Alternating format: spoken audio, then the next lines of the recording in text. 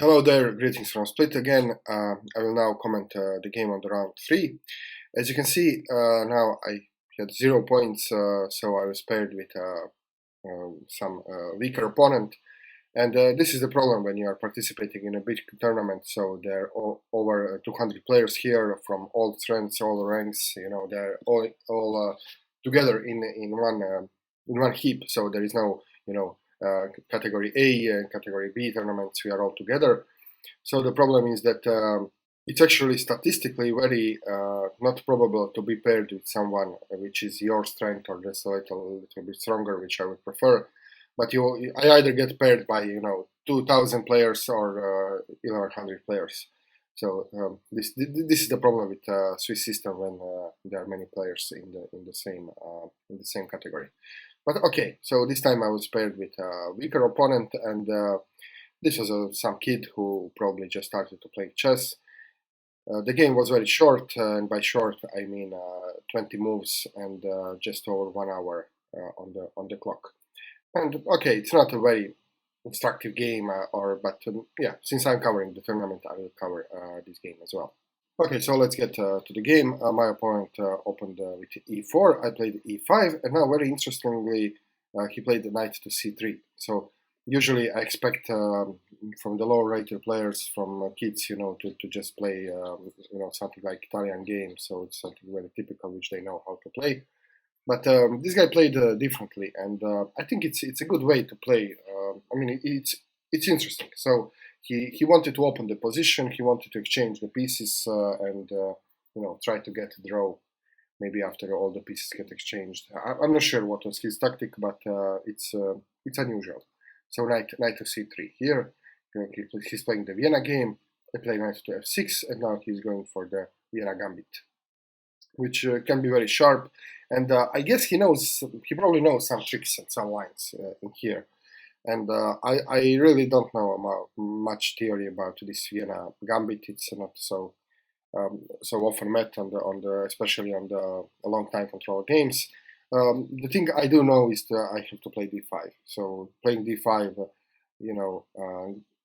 just stops all kind of tricks, and also now I have full center. All my pieces are very easily developed. So yeah, it's a nice thing to have, and usually material is equal.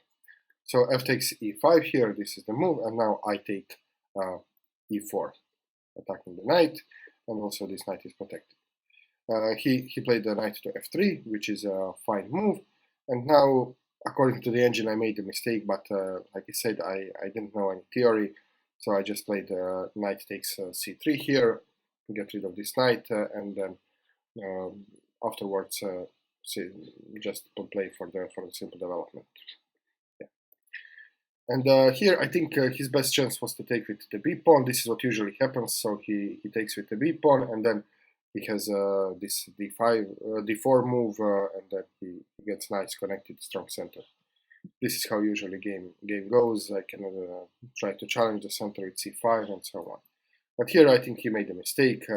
He took with the d pawn, and now this pawn is isolated, and it will easily fall. So I continued my development with bishop to c5, and now he played c4, which is not a good move, but I guess he wanted to get rid. He wanted to get rid of the double pawns. Okay, so he's now attacking my pawn. I'm protecting. I'm developing the piece and protecting the pawn.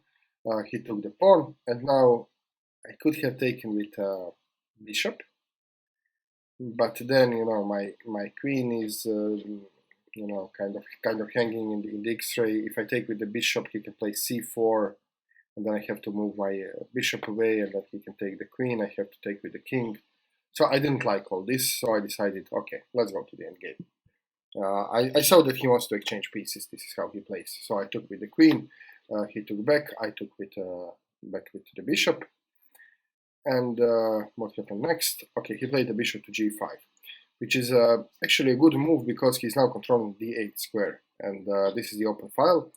So there is Lev Albert used to say that if you want to control the file, you have to control the square. So by controlling this square, he's preparing to get the control over this file. So this is actually a good move, and also it's not so easy for me to cut off this diagonal because I cannot play f6 so easily because he has the pawn here. So it's a good move. I don't know if he saw all this, but yeah, fine move. I just castled here, and now he castled long because yeah, now he's controlling this file, and also this counts with the tempo because my bishop is attacked. So I just retreated my bishop back to e6, and here is where some serious trouble started for him. So I think here he should have developed this bishop as soon as possible. So he could develop it here, not here, but yeah, on some of these squares. So just to develop the bishop and connect to the rooks, put another rook, maybe even bishop here, and then the rook here, and then he has centralized rooks, nice pieces, and yeah, it will be an interesting game.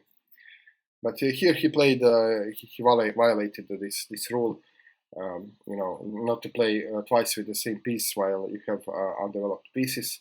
So he played a knight to d4 here, and yeah, hitting my bishop. But the problem is that after I take, which I did, he takes the bishop. Then I have this knight c6, so I'm now developing the knight with the tempo. I'm attacking the rook and I'm attacking the pawn. So the only way to defend the pawn would be to put the rook on e4, which is then a very passive rook, and I can do some other tricks. I can then maybe attack this rook again with the tempo, centralize my rooks, and so forth. So he's giving me much tempo here.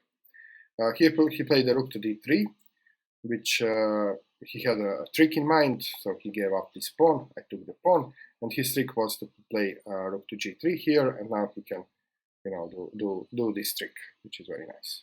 So he's playing for tricks. He has now the open game, and well, I guess if he's better in tactics than his peers, I guess that even this kind of play can give him some points with lower-rated players.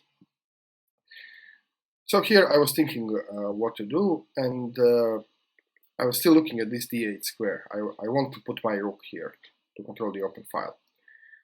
So I decided I will cut him off with f6.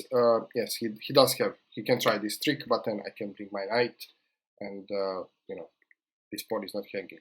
Otherwise, if this knight was here, so he did play this rook to h6. So if this knight wasn't here, then I either lose this pawn, or if I move the pawn, I lose the rook. So this is the trick. But okay, I put my knight back, and now his bishop is hanging, so he retreated the bishop back to e3.